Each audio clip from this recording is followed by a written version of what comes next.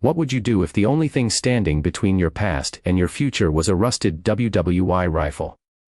For one single dad, a veteran carrying scars both visible and invisible, that rifle became the bridge between heartbreak and redemption. What happened when he fired it stunned a room full of Marines and even silenced a CEO who thought he had seen everything. Stay with me until the end, because this is not just about a weapon. It's about the moment a man's broken past finally found its voice. And the silence that followed told the loudest story of all. David Miller wasn't the kind of man who spoke much about his past. A single dad raising his 12-year-old daughter Emily, he lived in a modest home on the edge of town. His life revolved around school runs, odd construction jobs, and the quiet moments when Emily would fall asleep on the couch waiting for him to return from long shifts. But behind his quiet presence lived the soul of a soldier. David had served 2 tours overseas.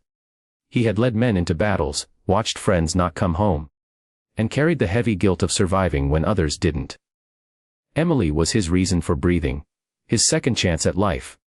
But the war never truly let him go. Nights were heavy with silence, broken only by the ticking clock and the ghosts of memories. One afternoon, David received an unexpected letter.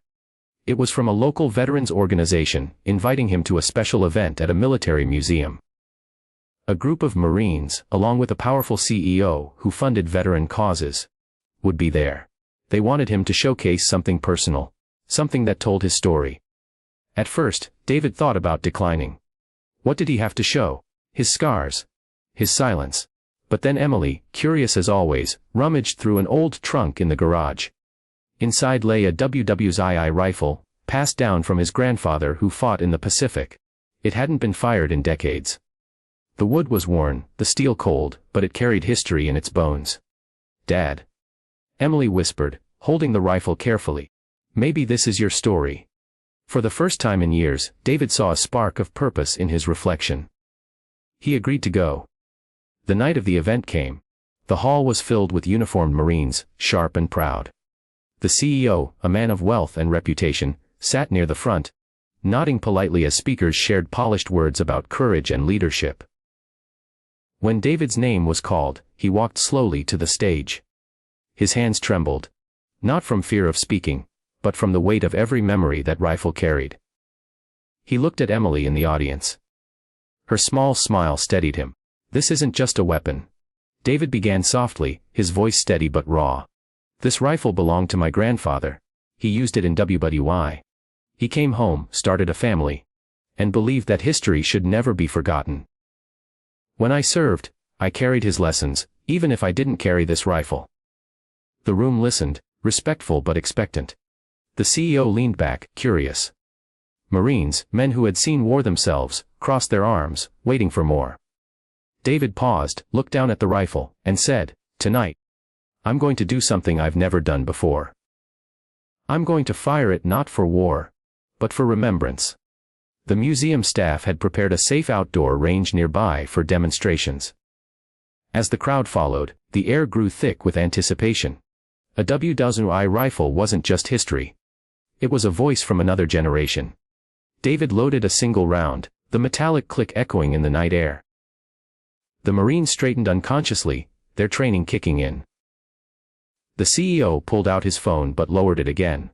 Sensing this moment wasn't meant for recording, David lifted the rifle to his shoulder. His breathing slowed. In that instant, flashes of his own battles rushed back. The desert heat, the sound of helicopters, the faces of men who had trusted him. His eyes burned, but he held steady. He whispered a prayer under his breath. "For the ones who didn't make it home. And for the little girl who gives me a reason to keep going." Then, he fired. The crack of the rifle split the night. It wasn't just a sound, it was a release. The echo rolled through the museum grounds like thunder carrying decades of stories. And when the smoke cleared, silence followed. Not applause. Not chatter. Just silence. The Marines, men trained to respond instantly to sound, stood still, eyes fixed on David. Some swallowed hard, their jaws clenched. They knew what that shot meant. It wasn't a performance. It was grief. It was survival. It was love. The CEO, a man who had spoken to crowds larger than cities, found himself speechless. For once, money, titles and power meant nothing. He simply nodded, eyes glassy, and whispered, "Thank you." Emily ran to her father and hugged him tightly. "You're my hero, Dad." David didn't say anything. He didn't have to. That single shot had spoken louder than any speech could. The event ended not with fanfare, but with reverence. Every person there left carrying the sound of that rifle in their hearts. A reminder that history isn't just in books. It lives in the men and women who fight, who sacrifice, and who come home carrying silence heavier than any weapon. And for David, that night was more than a ceremony. It was closure. It was the moment he stopped running from his past and started embracing the future, with Emily by his side. Sometimes, the loudest truth comes not in words, but in silence after a single act of courage. David's story reminds us that healing doesn't always happen in speeches or ceremonies.